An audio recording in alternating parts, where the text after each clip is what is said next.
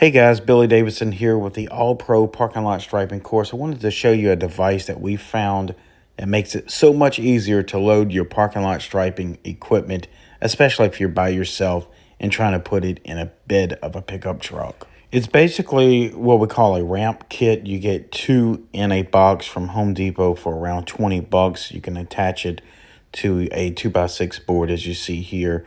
I painted my 2x6 board yellow so we could see it better at night, and also I have a sand grit in it to make it non-slip.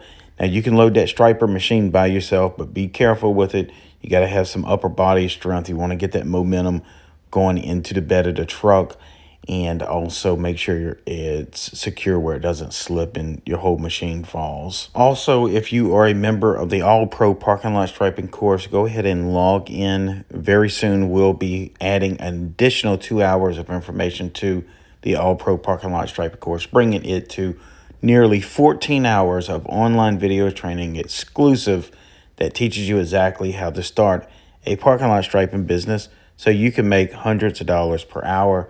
Check out the link in the description and the first pinned comment for the ramp device and also the All Pro Parking Lot Striping course with a current coupon code.